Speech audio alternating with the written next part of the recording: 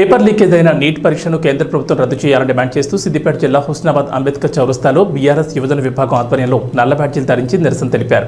అంబేద్కర్ విగ్రహానికి వినతిపత్రం సమర్పించారు. నీట్ పరీక్ష పేపర్ లీక్ అవడంతో లక్షలాది మంది విద్యార్థుల భవిష్యత్ ప్రశ్నార్థకంగా మారిందని బీఆర్ఎస్ నాయకుడు ఐలేని మల్లికార్జున రెడ్డి అన్నారు. కేంద్ర ప్రభుత్వ నిర్లక్ష్య వైఖరితోనే పేపర్ లీకేజ్ అయిందని ఆరోపించారు.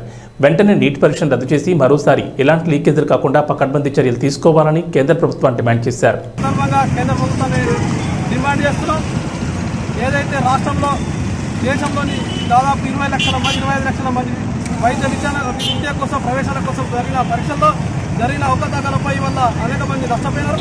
కాబట్టి వెంటనే కేంద్ర ప్రభుత్వం జోక్యం చేసుకొని ఏదైతే అవకతవకలు జరిగినా వారు వెంటనే చర్యలు తీసుకొని విద్యార్థులకు న్యాయం చేయాలని చెప్పేసి డిమాండ్ చేస్తున్నాం.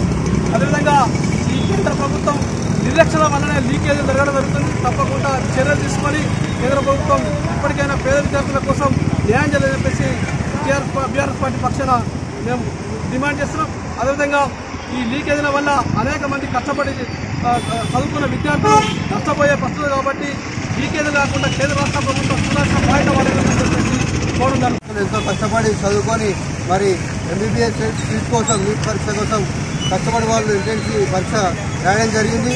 మన రాసిన క్రమంలో ప్రశ్నపత్రం అనేది లీక్ అవడం అనేది ఎంతో సిగ్గుచేయటం. ఎందుకంటే వారు ఎంతో కోరికతోని రాసి మాకు సీట్ వస్తుంది అనుకోవడం ఉండడం జరిగింది. కానీ ఆ లీక్ అవడం వల్ల ప్రతి ఒక్కరి యొక్క మనోభావం దెబ్బతీయడం జరిగింది. కావున ఇలాంటి మరొకసారి జరగకుండా పరీక్ష రద్దు చేసి ఆ విద్యార్థులకు న్యాయం చేయాలి. అలాగే ఆ పరీక్ష పత్రాలు ఉన్న చోట ఏదైతే ఉందో వాళ్ళ సిసి కెమెరా లేకపోవడం, అలాగే కనీసం సెక్యూరిటీ గార్డు కూడా లేకపోవడం అనేది చాలా ఘోరమైన పరిస్థితి. దీన్ని మా విద్యా నాయకుల పక్షాన మేము తీవ్రంగా ఖండిస్తున్నాము. ఇలాంటి ఇంకోసారి జరగకుండా కేంద్ర ప్రభుత్వం చొరవ తీసుకొని ఇలాంటి ఎగ్జామ్ను రద్దు చేసి పేద విద్యార్థులను అలాగే దేశవ్యాప్తంగా ఉన్నటువంటి విద్యార్థులందరినీ కూడా ఆదుకోవాలని మనస్ఫూర్తిగా కోరుకుంటున్నాము.